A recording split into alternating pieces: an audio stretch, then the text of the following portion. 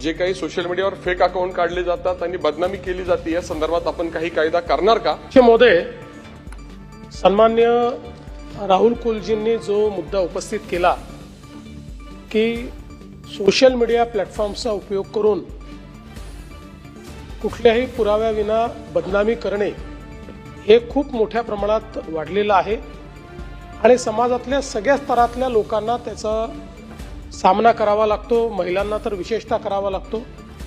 आणि म्हणून या संदर्भात कायद्यामध्ये काही बदल किंवा तरतूद करता येईल का हे पडताळून पाहण्याकरता राज्याचे जे डीजी आहेत त्यांच्या अध्यक्षतेखाली एक कमिटी तयार करण्यात येईल आणि त्यांच्या रिकमेंडेशन प्रमाणे पुढची कारवाई केली जाईल. या संदर्भात मुख्यमंत्री महोदय एकच सजेशन असं आहे की इन्फॉर्मेशन टेक्नॉलॉजी ऍक्ट खाली सेक्शन 66A मला वाटतं त्यावेळेला असं डेफर्मेटरी काहीही आपण इंटरनेटवर टाकलं तर यापूर्वी अरेस्ट करायची तरतूद होती, त्यानंतर ती आपण शिथिल केली आणि ती प्रोव्हिजन आपण काढली. तर आता ही वाढतं प्रमाण बघून तशी प्रोव्हिजन परत आणण्याची गरज आहे का यावरती परत लक्ष देणं आवश्यक आहे. मुळामध्ये आपल्याला कल्पना आहे की हा जो कायदा आहे या कायद्यामध्ये सर्वोच्च न्यायालयाने काही त्याच्यामध्ये निर्णय दिले आणि त्या निर्णयांमुळे एक प्रकारे या कायद्याची इफेक्टिव्हिटी कमी झाली आहे.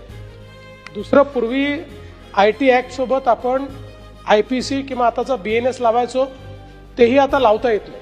त्याच्याही संदर्भात सुप्रीम कोर्टाने आणि म्हणून आता याला कायदेशीर इंटरव्हेन्शन हेच आवश्यक आहे.